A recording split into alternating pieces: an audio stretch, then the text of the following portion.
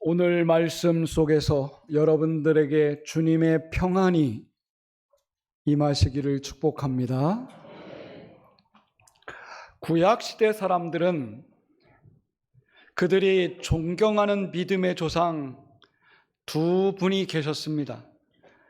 한 분은 믿음의 조상 아브라함, 또 한 사람을 꼽자면 다윗, 이렇게 두 사람을 구약 시대의 사람들은 굉장히 존경했습니다. 왜 그랬을까요? 왜 아브라함을, 왜 다윗을 그리도 존경했을까? 이유는 한 가지일 것입니다. 아브라함과 다윗의 공통점이 있습니다. 그 공통점은 하나님과 이 두 사람이 언약을 맺었다는 겁니다. 언약. 아브라함과는 땅을 주겠다, 자손을 주겠다 언약을 맺었고, 다윗은 그 가나안 땅에서 내가 너와 영원한 왕국을 약속하겠다. 그래서 이 두 사람은 구약시대 사람이라면 누구나 존경하고 그들의 믿음을 따랐다는 것입니다. 아브라함에게 약속한 것은 가나안 땅이었습니다. 오늘날 이스라엘 땅이겠죠. 그런데 여러분, 아브라함의 약속은 600년 후에나 이루어졌습니다. 아브라함과 약속했던 그 약속이 600년이 지난 다음에 여호수아가 이끄는 출애굽한 이스라엘 백성들이 드디어 가나안 땅에 들어가게 됐습니다. 가나안 땅에 들어가서 땅 분배를 하기 시작하는데 백성을 이끄는 지도자는 여호수아였습니다. 여호수아는 자기가 중요한 땅을 찾고 싶었습니다. 그래서 여호수아가 선택한 가나안 땅의 지명은 세겜이라고 합니다. 그 세겜은 어떤 곳이냐? 아브라함이 가나안에 처음 도착했을 때 하나님과 언약을 맺은 장소고, 아브라함이 그곳에서 하나님 앞에 첫 번째 제단을 쌓은 곳입니다. 그렇기 때문에 이스라엘 사람들은 세겜을 굉장히 중요한 성지로 여겼던 것입니다. 그런데 이 세겜이 더 중요한 것은 여호수아가 가나안에 들어갈 때 요셉의 뼈를 가지고 와서 거기 장사를 지냈습니다. 그래서 요셉의 무덤이 있는 곳이 세겜 땅이요, 그 후에 여호수아가 죽기 직전에 이스라엘 사람들을 다 모아놓고 마지막 고별 설교를 하고 언약의 갱신을 하게 됩니다. 그 언약의 갱신이 여호수아 24장 얘기인데요, 거기서 여호수아가 그런 말을 합니다. 세겜에 모인 백성들을 향해서 너희가 오늘 섬길 자를 선택해라. 나와 내 집은 여호와만 섬기겠노라. 이렇게 다짐한 그 장소가 세겜입니다. 그렇기 때문에 세겜은 그 후손들이 굉장히 중요하게 생각했고 여호수아는 그 땅을 차지하게 되었습니다. 두 번째, 여호수아 다음으로 두 번째 이가 누굽니까? 갈렙입니다. 이 갈렙은 남쪽 지역을 선택했습니다. 갈렙의 믿음 또한 대단히 위대합니다. 이 갈렙이 선택한 장소가 어딜까요? 갈렙 역시도 아브라함의 관계된 땅을 그도 선택을 했습니다. 그 땅은 헤브론입니다. 헤브론은 어떤 곳일까요? 아브라함의 무덤이 있고 사라의 무덤, 이삭의 무덤, 리브가의 무덤, 야곱의 무덤이 다 거기 있습니다. 그래서 헤브론을 선택하면 믿음의 조상들이 묻힌 그 자리가 갈렙의 믿음으로 이것은 우리의 땅이 될 것이다, 이렇게 생각을 했던 것입니다. 종합해 보겠습니다. 제가 서두에 이렇게 설명을 드리는 것은 이스라엘 사람들은 가나안 땅에 살면서 아브라함을 매우 중요하게 생각했고 아브라함의 관계된 땅 세겜과 헤브론을 매우 중요한 장소로 여겼다. 그 장소가 이스라엘 사람들의 신앙 고백하는 장소가 되었다는 것입니다. 여러분은 어디서 신앙 고백을 많이 하십니까? 오늘 이 성남재단에 와서 하나님 앞에 믿음의 고백을 하는 장소가 되시길 바랍니다. 그런데 말입니다, 다윗이라는 사람이 등장했어요. 이 다윗이 왕이 되자마자 다윗은 세겜도 아니요, 헤브론도 아니요, 다윗은 새로운 장소를 물색하고 그 도시를 신흥 도시로 만들었습니다. 그곳이 어딜까요? 예루살렘입니다. 예루살렘은 그냥 단순한 성 하나였습니다. 그런데 다윗이 예루살렘을 특별한 장소로 선택하고 하나님 앞에 예루살렘의 성전을 짓겠노라 다짐을 했던 것입니다. 그런데 놀랍게도 이 예루살렘은 어떤 장소입니까? 예루살렘은 아브라함과 관계를 지어보면 아브라함이 창세기 22장에서 자기 사랑하는 외아들 이삭을 제물로 바치려던 모리아 산, 그 산이 바로 예루살렘 성전을 지었던 터였던 것입니다. 그러므로 예루살렘은 아브라함의 믿음을 인정받은 장소, 다윗은 그곳에서 하나님 앞에 성전을 짓겠다 다짐했을 때 하나님이 어여삐 보시고 다윗의 믿음을 인정한 장소, 믿음으로 세운 도시가 우리가 말하는 예루살렘인 것입니다. 그렇다면 여러분, 예루살렘이라고 하는 이름의 뜻은 뭘까요? 히브리 말로 예루살렘은 우리말로 번역하면 평화의 도시, 평화의 마을이라는 그런 뜻입니다. 여러분들이 예루살렘을 찬양 많이 하는데 맞습니다. 예루살렘은 평화의 도시입니다. 다윗이 꿈꿨던 세상은 하나님이 임재하셔서 하나님이 임재하는 성전 속에 평안과 평화가 임하기를 고대했던 것입니다. 그래서 다윗은 예루살렘 도시를 이름을 짓고 그곳에 하나님의 성소를 만들고 하나님의 평안을 갈구했던 것입니다. 나는 우리 성남교회가 예루살렘이 됐으면 좋겠습니다. 평안을 느끼고 평화를 느끼는 장소, 예루살렘에 예배드리러 올라가는 사람들이 올라가면서 찬양하면서 올라갑니다. 예루살렘 성전에서 임하는 평화를 그들은 갈망하며 올라갔습니다.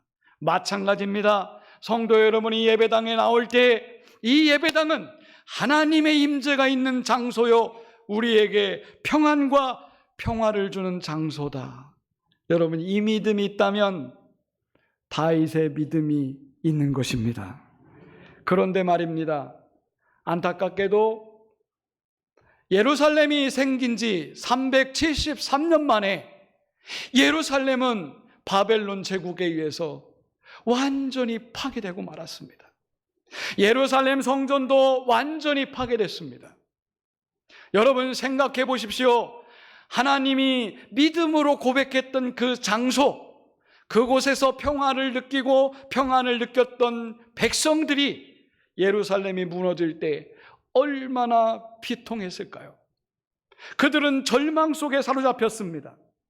그리고 사람들은 포로로 잡혀갑니다. 예루살렘은 완전히 망했다고 생각할 그때에 하나님은 예레미야를 보내주셔서 아니다, 70년 후에는 예루살렘이 회복될 거다. 여러분, 예언 그대로 예루살렘이 다시 회복되기 시작했습니다. 회복의 주도자는 스룹바벨이었습니다. 그래서 예루살렘 성전이 다시 거푸집을 짓고 다시 제 모습을 찾았습니다. 그걸 우리는 스룹바벨 성전이라고 합니다. 그러나 안타깝게도 스룹바벨 성전에는 법궤가 없었습니다. 말씀이 없이 껍데기만 지어진 건물에 불과하게 그렇게 지어졌습니다. 그럼에도 사람들은 실망하지 않고 그곳에서 하나님 앞에 제사를 드리기 시작했습니다. 그런데 예수님이 올 쯤 헤롯이라는 대왕이 등장했고 헤롯이 스룹바벨 성전을 완전히 보강하면서 엄청난 대공사를 일으킵니다. 그리고 헤롯이 성전을 다시 짓기 시작하는데 자그만치 84년 동안 여러분 어마어마한 예루살렘 성전을 짓기 시작합니다. 헤롯이 지은 성전은 대리석으로 금으로 장식하고 어디서 봐도 웅장했습니다. 로마가 지었던 신전 중에 세 번째로 큰 성전이 바로 예루살렘 성전, 헤롯 성전이었던 것입니다. 그러나 여러분, 헤롯 성전은 안고 없는 찐빵과 같았습니다. 왜냐하면 역시 하나님의 말씀이 없이 헤롯이 정치적인 야욕을 이루기 위해서 종교가 아니라 정치적으로 지은 건물이었습니다. 그러다 보니까 그곳에 평화가 오는 것이 아니라 오히려 억압과 탄압과 폭력이 난무하는 성전으로 돌변하고 말았습니다. 어느 날 예수님께서 감람산에 올라가셔서 예루살렘 성전을 바라보셨습니다. 그리고 예수님이 우셨습니다. 성전은 뻔드름하게 있는데 저 성전이 말씀이 없는 겁니다. 성도 여러분, 우리가 아무리 성전을 잘 지어놔도 그곳에 하나님의 말씀이 없다면 우리 주님은 눈물을 흘리실 것입니다. 그리고 예수님께서 이렇게 예언하십니다. 저 예루살렘 성은 얼마 있으면 돌 위에 돌 하나 남지 않고 완전히 무너질 것이다. 여러분, 84년 동안 지어진 어마어마한 성전이 단 7년 만에 로마의 티도 장군이 침공해서 완전히 무너뜨렸습니다. 아무것도 남지 않게 무너뜨렸습니다. 실제로 돌 위에 돌이 남지 않았습니다. 그리고 결국 남은 기초, 오늘날 유태인들이 가서 기도하는 통곡의 벽밖에 없습니다. 평화의 성이 어느 날 통곡의 성으로 바뀌었습니다. 예수님은 알고 계셨습니다. 그리고 이 성이 무너질 것을 예언하셨습니다. 그때 로마가 예루살렘 성을 무너뜨리면서 예루살렘은 이제는 평화의 도시가 아니라 로마가 점령한 팍스 로마나다. 팍스 로마나라고 하는 말은 뭐냐면 로마의 평화다라는 거예요. 로마가 주는 힘의 권력으로 예루살렘은 무너졌고 세상적인 권력이 지배하는 그런 평화가 이제 여기 있을 것이다. 로마는 그렇게 선언했습니다. 로마가 예루살렘을 점령하면서 결국 평화의 도시는 기능을 상실했고, 로마가 점령하면서 예루살렘은 죽음의 도시, 폭력의 도시, 십자가를 예수님께 다는 그러한 억압의 도시가 되었습니다. 예수님은 그 도시에서 새로운 언약을 여러분들께 오늘 말씀합니다. 예루살렘을 떠나지 말라. 예루살렘을 떠나지 말라. 폭력과 억압이 있는, 죽음이 있는 그 성을 제자들이 떠나지 말라는 겁니다. 왜냐? 내가 너희들에게 새 언약을 선포하겠다. 부활하신 예수님은 예루살렘에서 새 언약을 주셨습니다. 그 언약이 뭡니까? 얼마 있으면 성령이 너희에게 임할 것이다. 너희가 성령의 세례를 받을 것이고 성령이 너희에게 임하시면 너희가 권능 있는 자가 될 것이다. 그 약속을 하셨습니다. 예수님 살아생전에 요한복음 14장 26절부터 보면 예수님이 뭐라 하셨냐면 보혜사 성령을 너희에게 보내줄 거다. 너희를 보호하는 성령님이 오시면 너희가 생각나게 할 거고 내가 너희에게 분부한 말씀을 기억하게 할 거다. 그리고 중요한 것은 성령이 주시는 평안이 너희들에게 있을 것이다. 그 평안은 근심도 아니하며 두려워하지도 아니할 것이다. 여러분, 예루살렘 성은 실제로 무너졌습니다. 평화의 도시는 파괴됐습니다. 그러나 예수님께서 파괴된 예루살렘에서 새 언약을 그 당시 사람이나 우리들에게 하셨습니다. 그 언약은 성령이 임하면 너희가 평안할 것이다 라고 한 것입니다. 여러분, 저는 이 말씀을 준비하면서 성령이 주시는 비둘기 같은 평안은 어떤 것일까를 생각해 봤습니다. 성령께서 임하시면 여러분들이 갖는 평안은 어떤 모습이어야 될까요? 저는 갓난아기에서 찾았습니다. 갓난아기가 엄마 품에서 잠든 것을 여러분 보셨습니까? 갓난아기는 평화롭게 잠을 청합니다. 이 아이의 얼굴을 바라보면 근심도 없고 두려움도 없습니다. 엄마 품에 안긴 아이는 아무런 세상에 잡념이 없습니다. 오로지 평안하게 누워있는 것입니다. 우리 주님이 주시는 평안은 저는 그와 같다고 믿고 있습니다. 여러분들에게 정말 아이의 평안이 깃들기를 진심으로 축복합니다.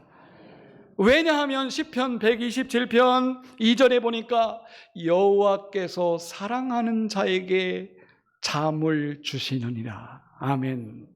여러분, 근심에 쌓이거나 두려움에 쌓이면 잠들지 못하는 밤을 세울 것입니다.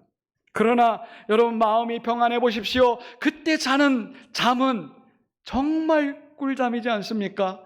여러분, 시편 127편에 하나님이 주시는 잠은 어떤 잠일까요? 그 잠은 사전에 찾아보니까 꽃잠이라고 합니다. 여러분, 오늘 밤에 꽃잠을 주무시기 바랍니다. 꽃잠이라고 하는 것은 뭐냐면 아무 걱정 없이 깊이 숙면을 취하는 겁니다.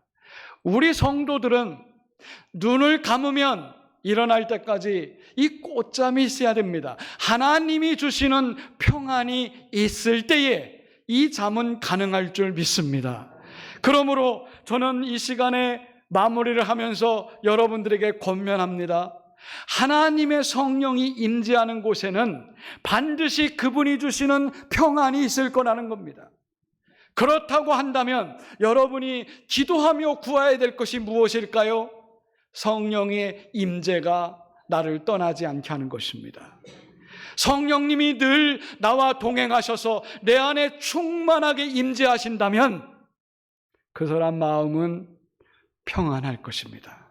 그 평안이 여러분들을 숙면하게 할 것이고 근심이 없고 두려움이 없는 그런 잠으로 이끌어 가실 것입니다.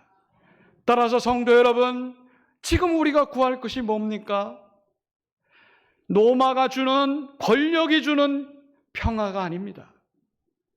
예루살렘 헤롯이 주는 번지르한 세상적인 건물도 아닙니다. 우리에게 필요한 것은 성령이 주시는 평안입니다. 그 평안을 갈망하시기 바랍니다. 돈도 무너지고 건물도 무너지고 사람도 죽습니다. 보십시오. 예루살렘도 파괴되고 예루살렘 성전도 파괴되고 팍스 로마나도 무너졌습니다. 그러나 우리 성령님의 은혜는 여러분 요한복음 14장에 보니까 영원히 너희와 함께 할 것이다 했습니다. 따라서 여러분 영원한 평화를 갈망하신다면 기도하십시오. 성령님, 비둘기처럼 나에게 임재하시오. 내 마음의 근심과 두려움 사라지게 하시고 이 안에 평안이 깃들기를 소망하며 기도합니다. 그렇게 기도하시기를 축복합니다. 기도하겠습니다.